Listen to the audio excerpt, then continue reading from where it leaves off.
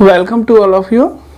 उम्मीद करता हूँ आप सभी लोग अच्छे होंगे, स्वस्थ होंगे और लास्ट लेक्चर में हमने जो कहा था उस बात को आपने ध्यान से सुना होगा और आपने अपने मन में सोचा भी होगा कि क्यों ना इस चुनौती को हम लोग अवसर में बदल लें और अच्छे ढंग से, अच्छे तरीके से अपनी पढ़ाई को आगे बढ़ाएं और जितना हो सके समय का हम लोग सही उपयोग करें ताकि आने वाला कल हमारा बहुत अच्छा हो। ठीक है, ऐसी उम्मीद करता हूँ आप लोगों से।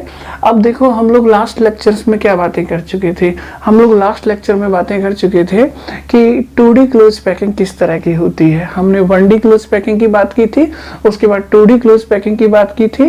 तो हमने कहा था कि 1D क्लोज पैकिंग में तो आपको कुछ नहीं करना, अलोंग ए लाइन, अलोंग ए एक्सिस आपको पार्टिकल्स की एक रो बना देनी है ना, और उसके अंदर कोऑर्डिनेशन नंबर कितनी होती है पार्टिकल की, तो कोऑर्डिनेशन नंबर 2 होती है। फिर हमने 2D क्लोज पैकिंग की बात की थी।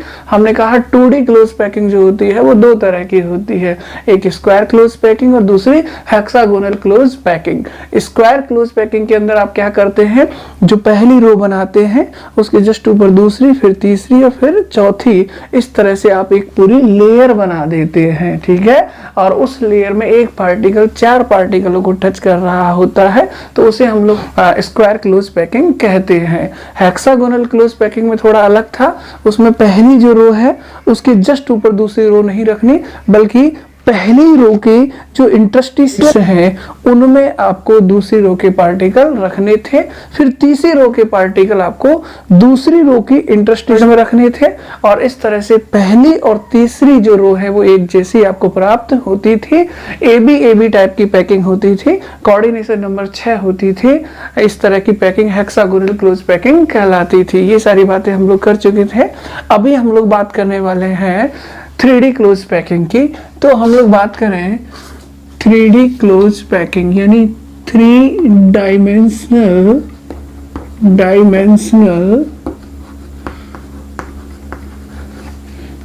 Closed packing. ठीक है, यानी हम त्रिविमीय निबिड़ संकुलन की बात कर रहे हैं। अगर 3 डायमेंशनल क्लोज पैकिंग है, इसका मतलब ऐसी पैकिंग के लिए तीनों एक्सिस की रिक्वायरमेंट होगी। क्लियर है, ये मान लो आपका एक्स है, जो भी आप फिगर ड्रॉ करेंगे, जो भी आप स्ट्रक्चर बनाएंगे वो तीनों एक्सिस में आएगी। तो ये मान लो एक्स है, ये वाई है और ये क्या है, जेड। इसका मतलब लेंथ वाला फैक्टर भी होगा, विड्थ वाला फैक्टर भी होगा और हाइट वाला फैक्टर भी इसके अंदर होगा। कुल मिला के अभी हम लोग 3 डायमेंशनल क्लोज पैकिंग के अंदर स्पेस लैटिस की ही बात करने वाले हैं, यानी त्रिविमीय अरेंजमेंट की ही बात करने वाले हैं। अब जो हम लोग 3 डायमेंशनल क्लोज पैकिंग प्राप्त करते हैं ना, वो वाली पैकिंग हम 2 तरह से प्राप्त करते हैं। पहला हम लोग प्राप्त करते हैं from 2 dimensional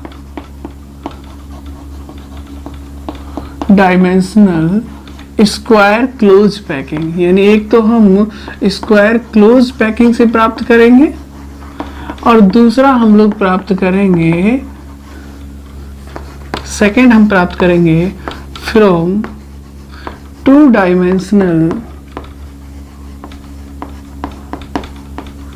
dimensional hexagonal close packing. ठीक है, तो 3D पैकिंग हम 2 तरह से प्राप्त करेंगे। पहली हम लोग प्राप्त करेंगे द्विविमीय वर्गाकार निबिड़ संकुलन से और दूसरी हम लोग प्राप्त करेंगे द्विविमीय षटकोणीय निबिड़ संकुलन से। 3 डायमेंशनल क्लोज पैकिंग का आइडिया आपको लग रहा होगा, यानी अब आप पूरे क्रिस्टल को ड्रॉ करने वाले हैं, पूरे क्रिस्टल की स्ट्रक्चर आप लोग देखने वाले हैं। क्लियर है सबके दिमाग में?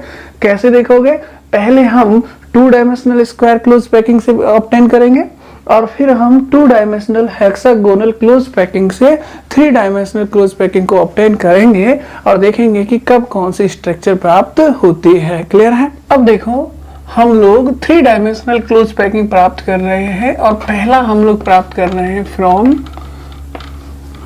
2 डायमेंशनल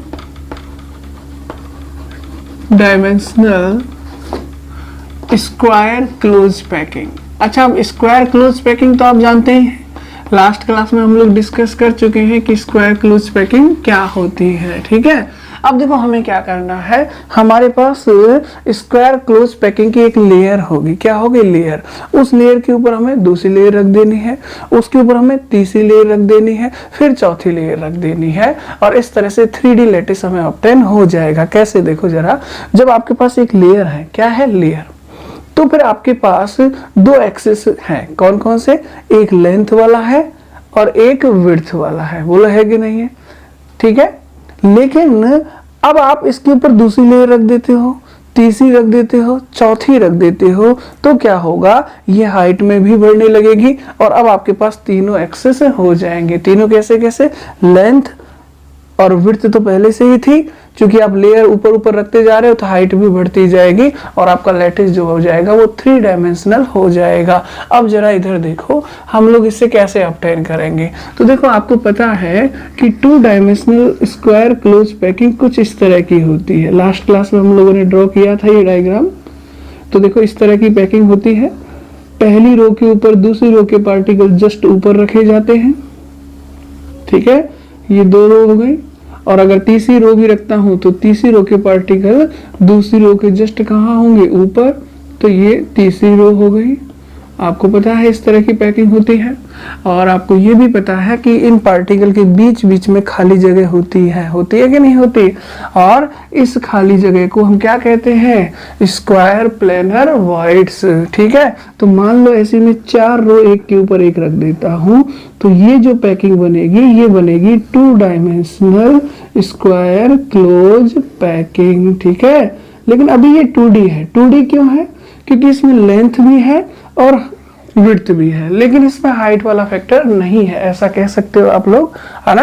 अब हम जब इसको 3D में तब्दील करेंगे तो इस लेयर के ऊपर दूसरी लेयर रख देंगे, फिर तीसरी रख देंगे और फिर चौथी रख देंगे। जब हम इस तरह से लेयर एक दूसरे के ऊपर रखेंगे तो हमें कुछ इस तरह की स्ट्रक्चर दिखाई देगी। देखो, इस तरह से मैं लेयर अरेंज कर रहा हूं और ये अज्यूम करवाने की कोशिश कर रहा हूं कि एक के ऊपर एक लेयर रखने से किस टाइप की स्ट्रक्चर ऑब्टेन होगी। तो देखो जरा, आपको कुछ इस तरह की स्ट्रक्चर मिलने वाली है, ठीक है। आप क्या कर रहे हैं, एक लेयर के ऊपर दूसरी लेयर और दूसरी लेयर के ऊपर तीसरी लेयर रखते जा रहे हैं। जब आप ऐसा करेंगे तो आपको कुछ इस तरह की स्ट्रक्चर दिखाई देगी। अब देखो, इसमें देखो, ये पहली लेयर है, देखो ये वाली पहली लेयर, इसके जस्ट ऊपर दूसरी लेयर, ठीक है, ये दूसरी लेयर है, ये लो, ठीक है। इसके जस्ट ऊपर तीसरी लेयर, ठीक है, ये देखो, ये और ये, इसके जस्ट ऊपर चौथी लेयर, ठीक है। तो आपने क्या किया, एक लेयर, उसके ऊपर दूसरी लेयर, उसके ऊपर तीसरी और उसके ऊपर चौथी, इस तरह से लेयरों को आपने अरेंज कर दिया है और आपको इस तरह का लैटिस दिखाई दे रहा है। अब आप खुद ही देखो, इस वाले लैटिस में देखो लेंथ भी है, विड्थ भी है और ऊपर जाओगे तो हाइट भी है, बोला है कि नहीं है। यानी ये एक 3D टाइप का लैटिस बन चुका है। क्लियर है सबके दिमाग में। अगर ये 3D लैटिस है तो जरा देखो, मैं इसमें क्या करता हूँ, देखो मैं कुछ पार्टिकल आपको अज्यूम करवाता हूँ। देखो इस पार्टिकल को देखो, ठीक है, इस वाले को देखो, इसके नीचे ये पार्टिकल रखा है, इसको देखो, इसके नीचे ये वाला पार्टिकल रखा है, इसको देखो। होपफुली आपको 4 पार्टिकल दिखाई दे रहे होंगे, 1 2 3 4, ठीक है। अब देखो, इनके पीछे अज्यूम करना कि इन पार्टिकल के पीछे क्या है। इस पार्टिकल के पीछे ये पार्टिकल, इसके पीछे ये वाला पार्टिकल, इसके पीछे ये वाला पार्टिकल, इसके भी पीछे पार्टिकल होगा लेकिन वो आपको दिखाई नहीं दे रहा है। तो कुल मिलाकर मैं आपको 8 पार्टिकल अज्यूम करवा रहा हूं। कितने, 8। कैसे, देखो, 1, इसके पीछे दूसरा, 3, इसके पीछे चौथा, ठीक है, 4 हो गए, 5 इसके पीछे छठवां, और ये 7 और इसके भी एक पीछे होगा 8वां। तो टोटल कितने पार्टिकल अज्यूम होंगे, 8। इसको मैं यहां से थोड़ा सा यहां लेके बना देता हूं। देखो जरा, कि मैं ये कह रहा हूं कि मैं इसका छोटा सा एक हिस्सा ले रहा हूं। क्या ले रहा हूं, छोटा सा एक हिस्सा ले रहा हूं, जिसमें कितने पार्टिकल होंगे, 8। लेकिन हमें दिखाई केवल 7 ही देंगे। कैसे, देखो ये 4 पार्टिकल हो गए, एक इसके पीछे, एक इसके पीछे कितने हो गए 6, और एक इनके पीछे कितने हो गए 7, एक इसके भी पीछे होगा जो 3D व्यू ना होने की वजह से ये हमें दिखाई नहीं दे रहा है। क्लियर है सबके दिमाग में? तो ये टोटल कितने पार्टिकल हैं 8। अब जरा देखो मैं इन 8 पार्टिकल जो है ना, इन 8 पार्टिकल जो है इनके सेंटर को मैच करता हूं। तो देखो जरा, मैं इस पार्टिकल का सेंटर ये ले लूं, इस वाले पार्टिकल का सेंटर ये ले लूं, पीछे वाले पार्टिकल का सेंटर और इसके भी पीछे वाले पार्टिकल का सेंटर। अगर मैं इन चारों को मिला देता हूं, देखो मैंने मिला दिए हैं, ये देखो, ठीक है, एक स्क्वायर बनेगा। ठीक, अब देखो इस वाले सेंटर को इस वाले सेंटर से मिला देता हूं, मिला दिया। इस वाले सेंटर को इस नीचे वाले पार्टिकल के सेंटर से मिला देता हूं और इनको आपस में मिला देता हूं। क्लियर है? इस वाले सेंटर को इस वाले पार्टिकल के सेंटर से मैच कर देता हूं और इनको आपस में मिला देता हूं। तो देखो जरा गौर से, ये क्या बनता दिख रहा है? ये एक क्यूब बनता दिखाई दे रहा है।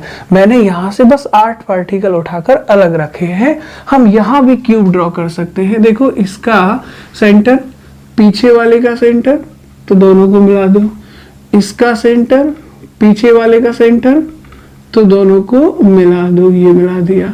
अब इन चारों को जब मिलाओगे तो एक स्क्वायर बनेगा।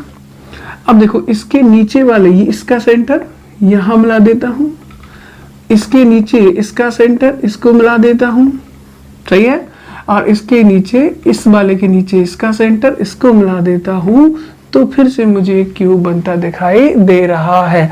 अब इसको ऐसे समझें कि आपने स्क्वायर क्लोज पैकिंग से 2D स्क्वायर क्लोज पैकिंग से 3D वाली पैकिंग को ऑब्टेन किया है। क्या है, कैसे किया है?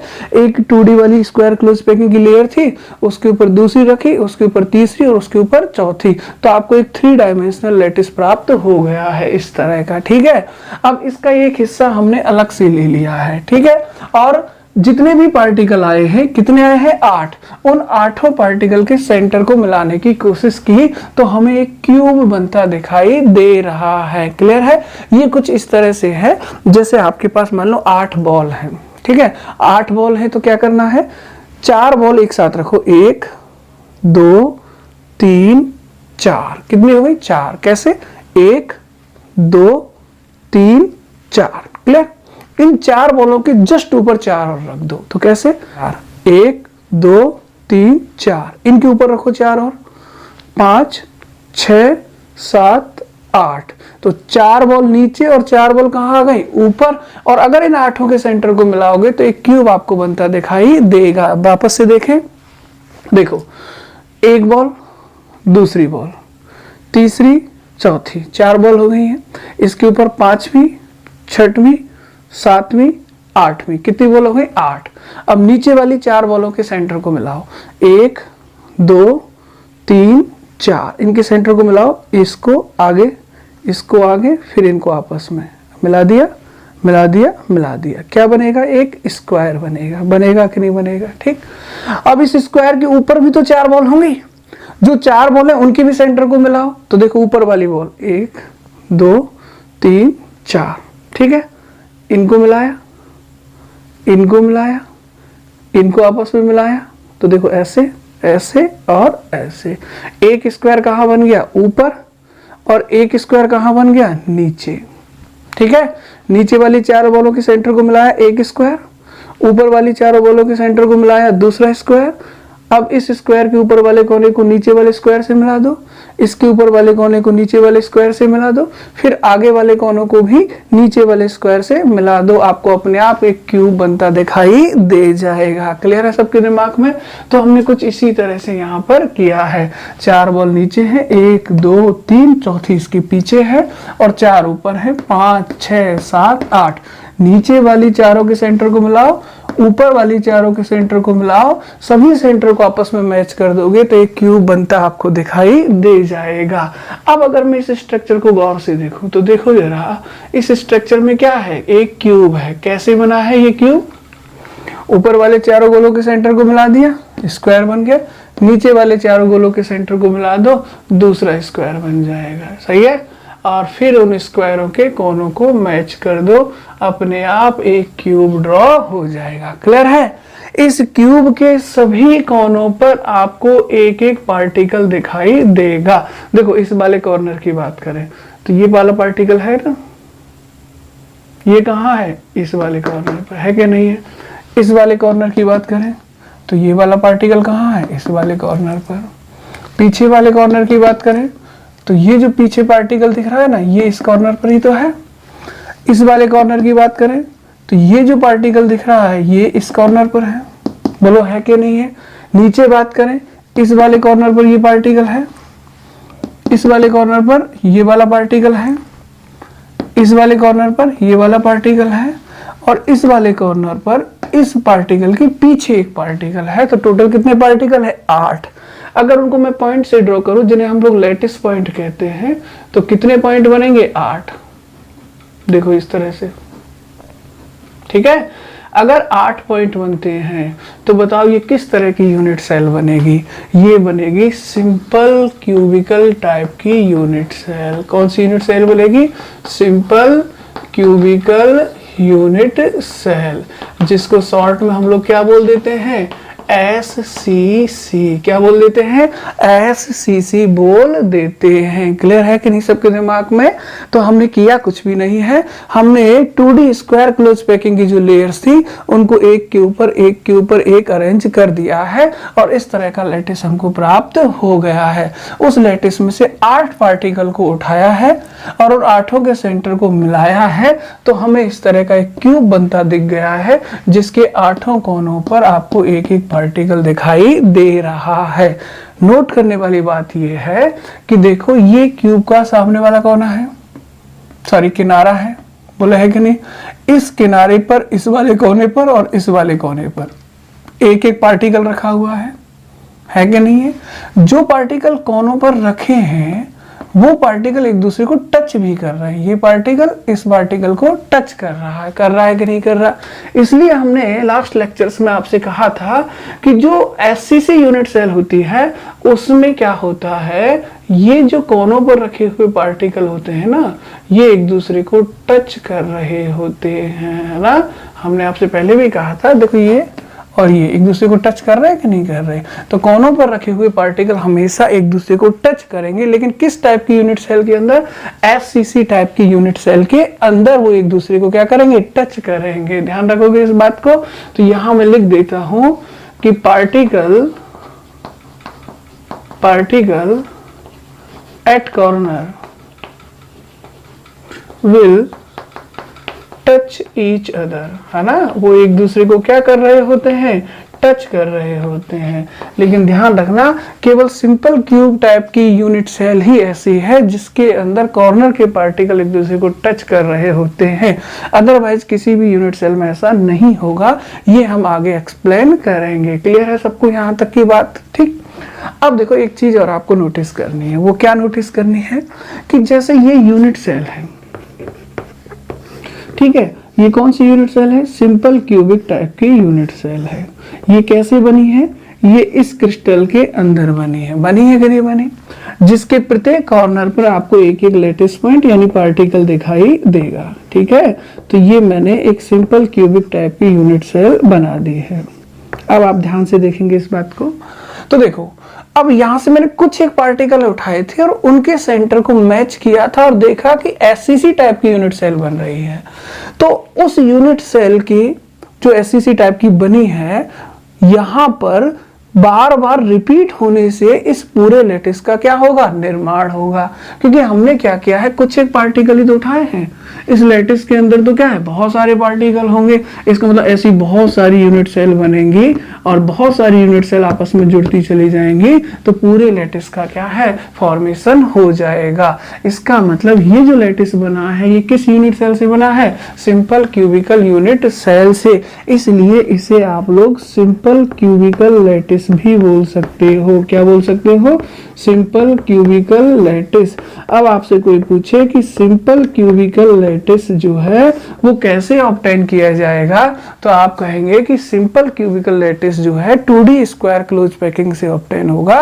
एक लेयर के जस्ट ऊपर दूसरी, दूसरी के जस्ट ऊपर तीसरी और तीसरी के ऊपर जस्ट ऊपर चौथी रख दो, तो इस तरह की पैकिंग बन जाएगी जिसकी यूनिट सेल कौन सी होगी? Simple cubical unit cell. और सिंपल क्यूबिक यूनिट सेल की बार बार रिपीट होने से पूरे लैटिस का फॉर्मेशन होगा, इसलिए इसे सिंपल क्यूबिकल लैटिस कह देते हैं। अब इस सिंपल क्यूबिकल जो लैटिस बना है ना, इसमें आप जरा गौर से देखो, एक पार्टिकल पर मैं आपका ध्यान आकर्षित करता हूं। आप इस पार्टिकल को देखो, इस वाले को, ठीक है? ऊपर वाले डायग्राम में देख लो, ये वाला पार्टिकल, क्लियर? ये वाला पार्टिकल इस वाले पार्टिकल को टच कर रहा है कि नहीं कर रहा? कर रहा है। ये वाला पार्टिकल पीछे वाले पार्टिकल को टच कर रहा है कि नहीं कर रहा? कर रहा है। ये वाला पार्टिकल इस पार्टिकल को टच कर रहा है कि नहीं कर रहा? कर रहा है। यानी ये पार्टिकल, इसकी बात कर रहा हूं, इस पार्टिकल को भी टच करता है, ये पार्टिकल इस पार्टिकल को भी टच करता है, और यही पार्टिकल नीचे वाले पार्टिकल को भी टच करता है। यानी अगर मैं इस पार्टिकल की बात करूं तो ये पार्टिकल नीचे वाले इस पार्टिकल को भी टच कर रहा होगा, ये पार्टिकल इधर वाले इस पार्टिकल को भी टच कर रहा होगा, ठीक है? ये पार्टिकल पीछे वाले इस पार्टिकल को भी टच कर रहा होगा, पीछे वाले को, क्लियर? तो इस यूनिट सेल के अंदर ये पार्टिकल 3 पार्टिकल को टच करता नजर आएगा, नीचे, दाएं और पीछे की तरफ। बोलो बात सही है कि नहीं है? अब मुझे एक चीज बताई जाए कि ये लैटिस जो है वो एक यूनिट सेल से तो बना नहीं होगा, कई सारी यूनिट सेल होंगी। इसका मतलब इस यूनिट सेल के इधर भी यूनिट सेल होगी, इस यूनिट सेल के इधर भी होगी, ऊपर भी होगी और नीचे भी होगी। हर तरफ यूनिट सेल होंगी, तब जाके ही तो पूरा लैटिस बनेगा। बनेगा कि नहीं बनेगा? तो अब आप एक चीज ध्यान देंगे कि ये पार्टिकल अपने इस तरफ एक पार्टिकल को टच कर रहा है, तो डेफिनेटली दूसरी यूनिट सेल के जो इस तरफ आएगी, यहां आने वाले पार्टिकल को भी टच करेगा। देखो, दाएं है पार्टिकल तो बाएं भी होगा, ठीक है? अब ये नीचे वाले पार्टिकल को टच कर रहा है, तो किसी ऊपर वाली यूनिट सेल के यहां आने वाले पार्टिकल को भी ये क्या करेगा? टच करेगा। नीचे है तो ऊपर भी होगा, क्लियर? अब देखो, पीछे की तरफ भी एक पार्टिकल है जिसे टच कर रहा है, तो आगे जब कोई यूनिट सेल आएगी तो आगे आने वाले पार्टिकल को भी ये क्या करेगा? टच करेगा।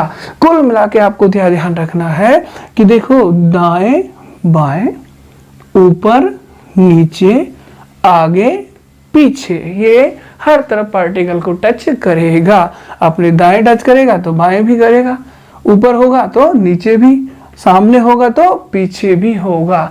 इसलिए इस पार्टिकल की जो कोऑर्डिनेशन नंबर बनेगी ना, वो आएगी 6। कितनी आएगी? 6। याद रखना है कि सिंपल क्यूबिकल जो लैटिस होता है ना, उसकी कोऑर्डिनेशन नंबर 6 होती है। कितनी होती है? 6। कारण क्या है?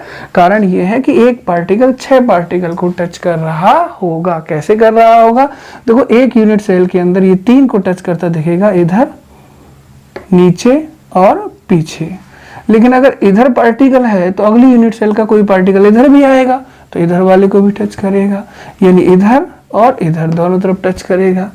नीचे पार्टिकल है तो ऊपर भी कोई पार्टिकल आएगा, उसको टच करेगा।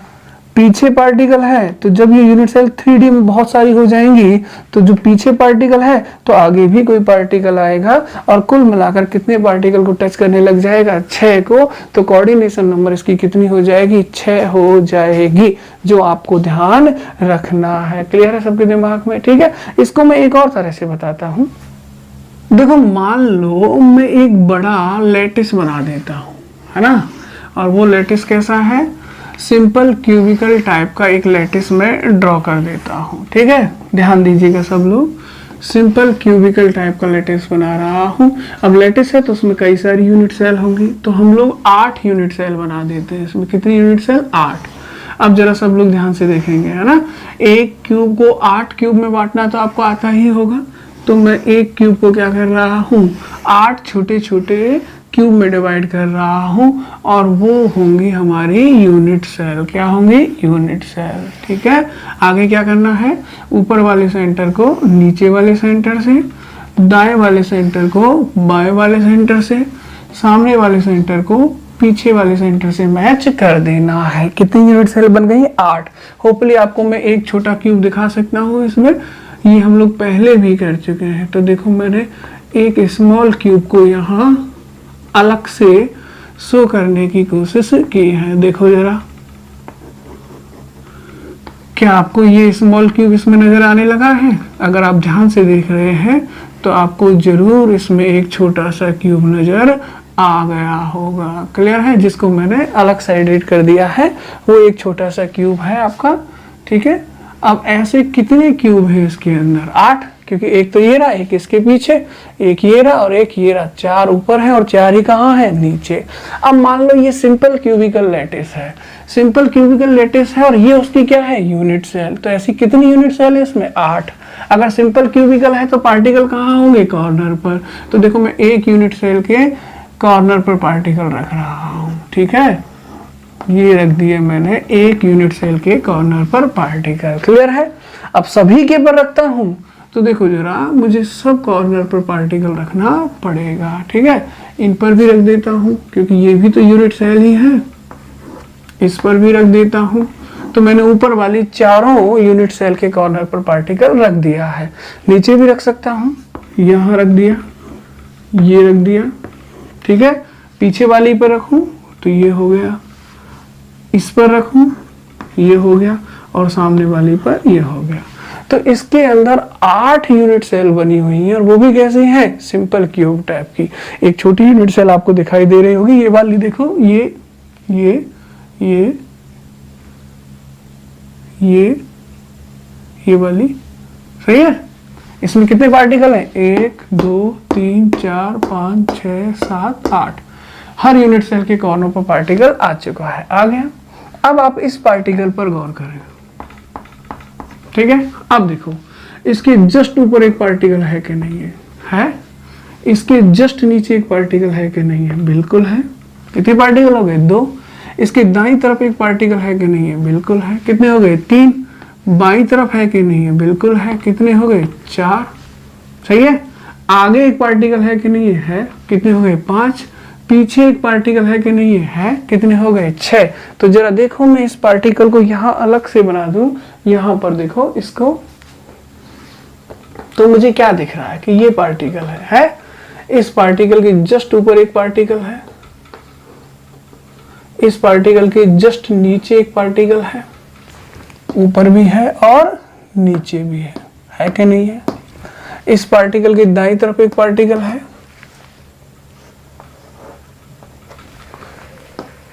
इसके बाईं तरफ एक पार्टिकल है,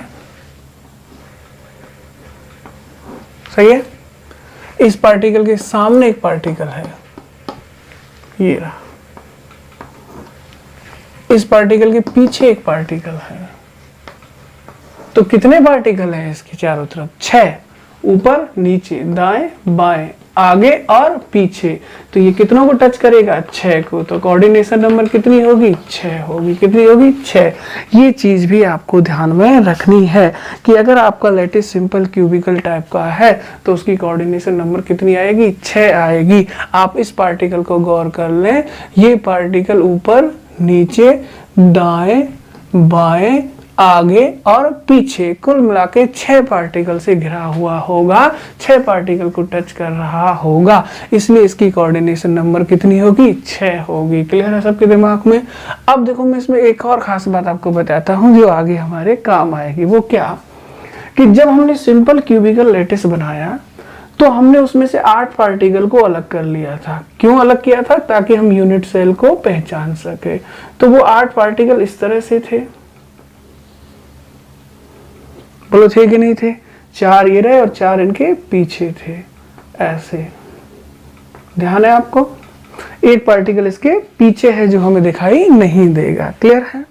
अब देखो आपने 8 पार्टिकलों को रखा तो एक दूसरे से टच करते हुए। कैसे रखा है, देखो 1 इसे टच करते हुए दूसरा, फिर तीसरा और फिर चौथा। ये चारों एक दूसरे को टच कर रहे हैं। फिर इनके जस्ट ऊपर 4 और रखे हैं, 5 6 एक दूसरे को टच कर रहे हैं, 7 8 एक दूसरे को टच कर रहे हैं कि नहीं कर रहे?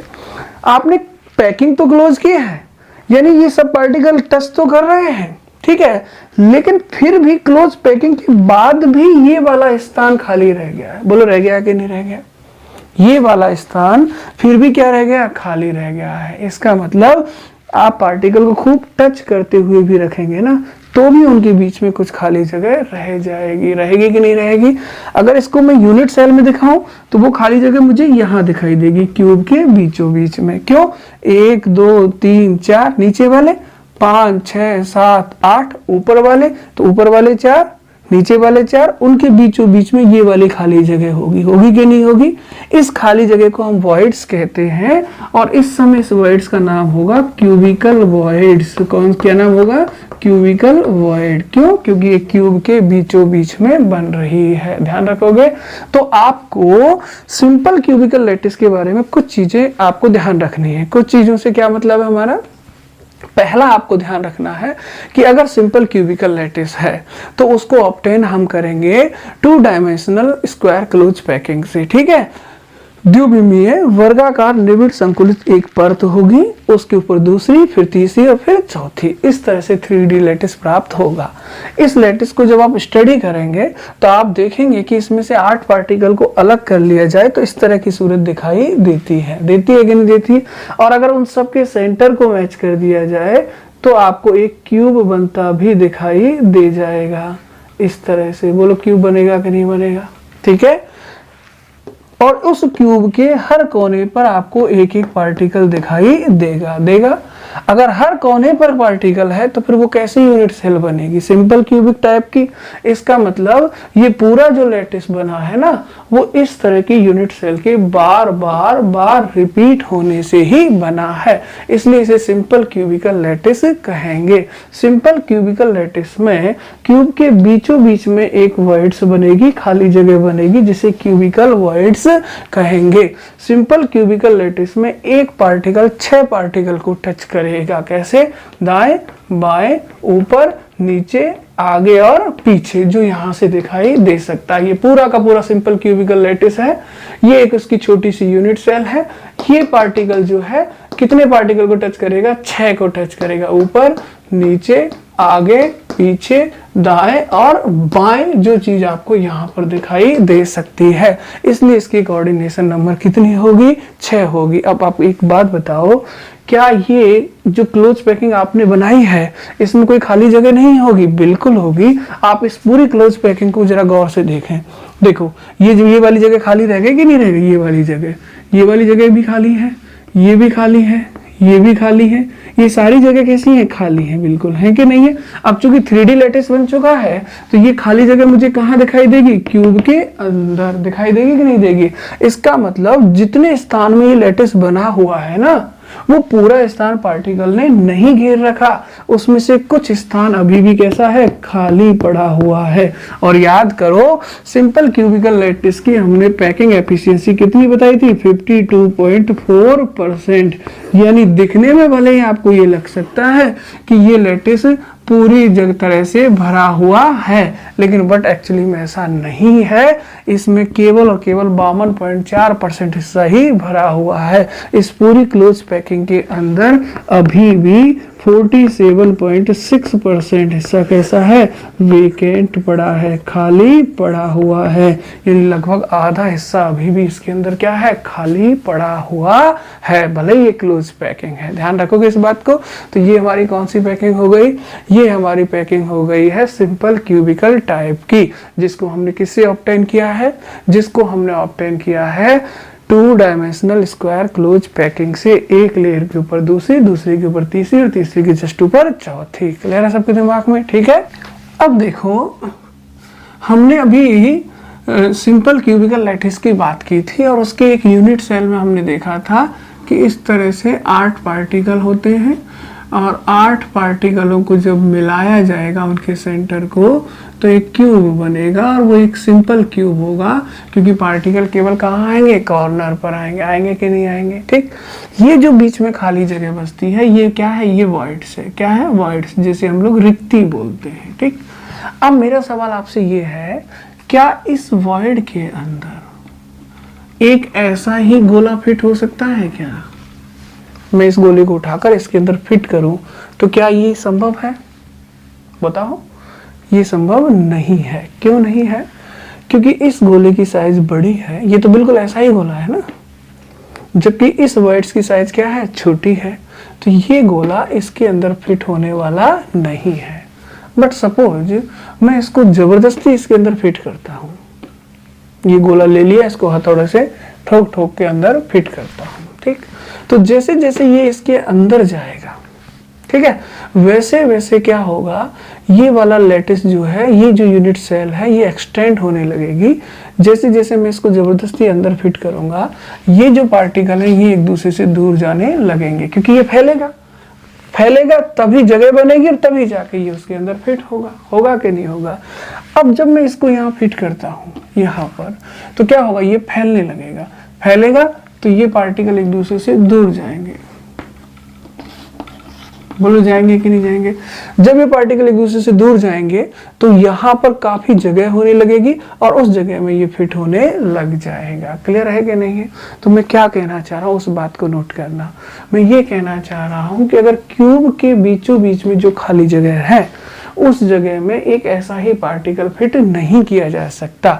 अगर आप एक ऐसा ही पार्टिकल फिट करते हैं तो कॉर्नर वाले जो पार्टिकल हैं जो एक दूसरे को टच कर रहे थे वो एक दूसरे से दूर जाने लग जाएंगे। ये इधर जाएगा, ये इधर और ये इधर, तब जाके इसमें जगह बनेगी और तब जाके ये इसके अंदर फिट होगा।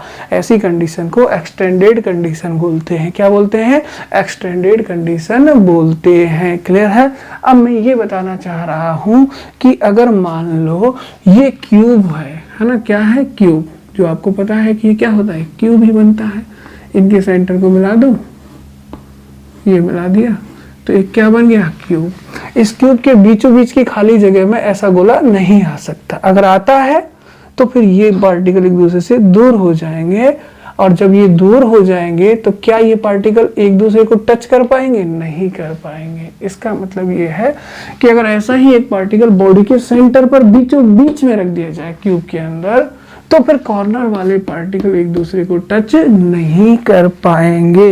ये जैसे ही आप इसको इसके अंदर रखोगे ये फैल जाएगा और ये कुछ इस तरह की सिचुएशन बनेगी। देखो कि ये पार्टिकल तो मान लो बीच में आ गया, ये वाला पार्टिकल तो, लेकिन ये जो पार्टिकल टच कर रहे थे ये एक दूसरे से दूर हो जाएंगे और दूर हो जाएंगे तो इस तरह से देखो ये एक्सटेंड हो जाएगा इस तरह से।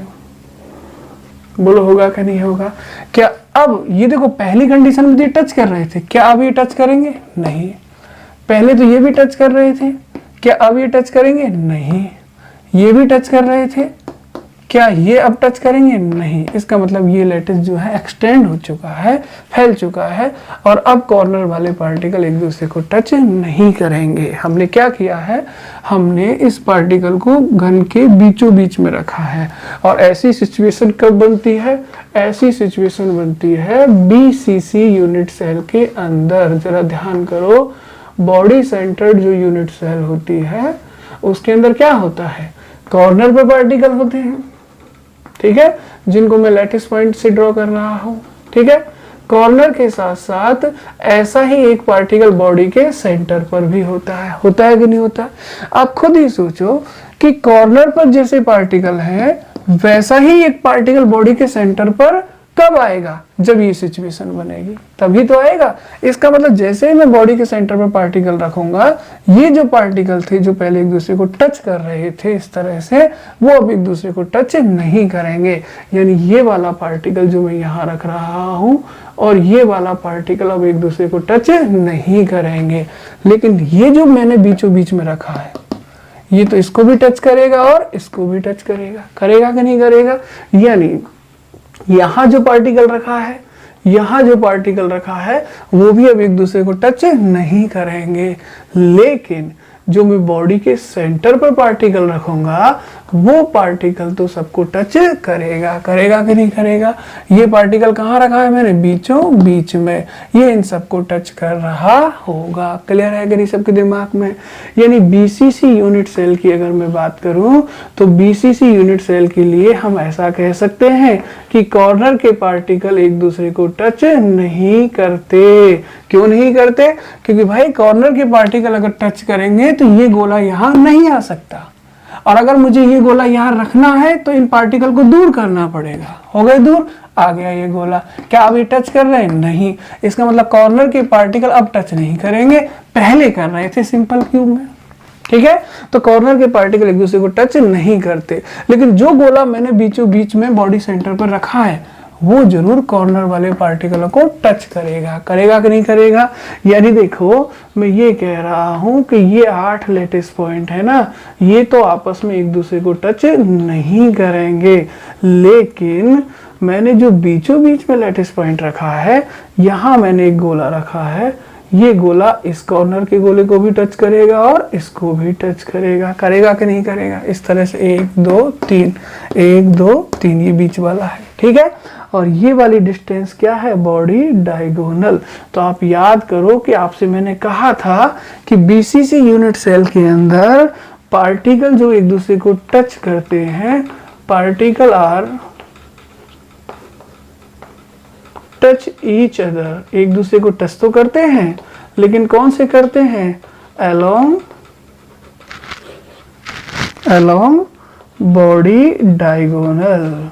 बॉडी डायगोनल के अलोंग जो पार्टिकल आएंगे वो एक दूसरे को टच करेंगे, बट कॉर्नर वाले पार्टिकल एक दूसरे को टच नहीं करेंगे। याद रखोगे इस बात को। ठीक है, इसका मतलब मैं ये कह दूं कि जो बीसीसी यूनिट सेल आपने बनाई है, उस यूनिट सेल में जो पार्टिकल आपने बॉडी के सेंटर पर रखा है, कहाँ रखा है, बॉडी के सेंटर पर, वो इन सभी पार्टिकलों को टच करेगा। यानी ये और ये पार्टिकल एक दूसरे को टच नहीं करेंगे, ये और ये भी टच नहीं करेंगे, ये भी टच नहीं करेंगे, लेकिन ये पार्टिकल सबको टच करेगा इस तरह से। ठीक है, ऐसे ही नीचे अगर मैं 4 पार्टिकल रखूं, ये और ये एक दूसरे को टच नहीं करेंगे, ये और ये भी टच नहीं करेंगे, ये भी टच नहीं करेंगे, बट ये वाला पार्टिकल सभी पार्टिकल को क्या करेगा, टच करेगा। करेगा कि नहीं करेगा। कुल मिला के ये पार्टिकल नीचे वाले चारों को भी टच करेगा और ऊपर वाले को भी टच करेगा, इसलिए इसकी कोऑर्डिनेशन नंबर कितनी आएगी, इसकी कोऑर्डिनेशन नंबर 8 होगी। कितनी होगी, 8 होगी। ये आप कुछ इस तरह से माने कि बीसीसी यूनिट सेल जो होती है ना, उसके अंदर 8 पार्टिकल कोनों पर होते हैं और एक बीचों बीच में होता है। तो देखो मैं 4 पार्टिकल रख रहा हूँ, 1 2 3 4, अब ये टच नहीं कर रहे हैं, इनके बीच में मैंने 5वां पार्टिकल रख दिया ये पार्टिकल, ये कहाँ आ गया, बॉडी के सेंटर पर। क्लियर है। नीचे कितने पार्टिकल है इसके, 4, 1 2 3 और 4, इन चारों को मिला दूं तो एक स्क्वायर बन जाएगा। सही है, ये पार्टिकल के बीचों बीच में आ गया। ऐसे ही 4 पार्टिकल ऊपर आ जाएंगे, 5 6 7 8। सही है, इन चारों को भी मिलाऊंगा तो क्या बनेगा, स्क्वायर। ऊपर वाले स्क्वायर को नीचे वाले स्क्वायर से मिलाऊंगा तो क्या बनेगा, क्यूब। और क्यूब के बीचों बीच में क्या रह जाएगा, ये वाला पार्टिकल। ये बात आप घर पे भी देख सकते हैं। 4 बॉल लीजिए, 1 2 3 4। क्लियर है। इन 4 के ऊपर 5 भी रख दीजिए, 5 फिर 4 और रख दीजिए, 1 2 3 4। तो 4 बॉल ऊपर, 4 नीचे और बीचों बीच में एक बॉल आ गई। आ गई कि नहीं आ गई। लेकिन जो ये बीच में बॉल आई है, ये ऊपर वाली 4 को भी टच करेगी और नीचे वाली 4 को भी टच करेगी, इसलिए इसकी कोऑर्डिनेशन नंबर कितनी होगी, 4 ऊपर और 4 नीचे। कितनी आएगी, 8। यही कहा है हमने कि ये जो पार्टिकल है ये ऊपर वाले चारों को भी टच करेगा, नीचे वाले चारों को भी टच करेगा, इसलिए कोऑर्डिनेशन नंबर कितनी होगी, 8 होगी। ध्यान रहे कि कॉर्नर वाले पार्टिकल एक दूसरे को टच नहीं करेंगे। क्यों नहीं करेंगे, क्योंकि अगर मैं बॉडी के सेंटर पर पार्टिकल रखना चाहता हूं तो मैं ऐसा ही एक पार्टिकल यहाँ नहीं रख सकता क्योंकि यहाँ उतनी जगह नहीं है। लेकिन अगर फिर भी रखता हूँ तो ये पार्टिकल एक दूसरे से दूर दूर चले जाएंगे। दूर चले जाएंगे तो ऐसी सिचुएशन हो जाएगी, यानी पहले जो पार्टिकल एक दूसरे को टच कर रहे थे अब वो पार्टिकल एक दूसरे को टच नहीं करेंगे, यानी अब कॉर्नर वाले पार्टिकल एक दूसरे को टच नहीं करेंगे। लेकिन जो मैंने नया पार्टिकल रखा है वो चारों कॉर्नर के चारों पार्टिकल को टच करेगा, तो नीचे वाले चारों को और ऊपर वाले चारों को टच करेगा। कुल मिलाकर कोऑर्डिनेशन नंबर कितनी हो जाएगी? 8 हो जाएगी। क्लियर है सबके दिमाग में? ये चीज आपको ध्यान रखनी है कि बीसीसी के अंदर कोऑर्डिनेशन नंबर 8 आएगी और सिंपल क्यूब के अंदर कोऑर्डिनेशन नंबर 6 आएगी। ध्यान रखोगे इस बात को? ठीक है।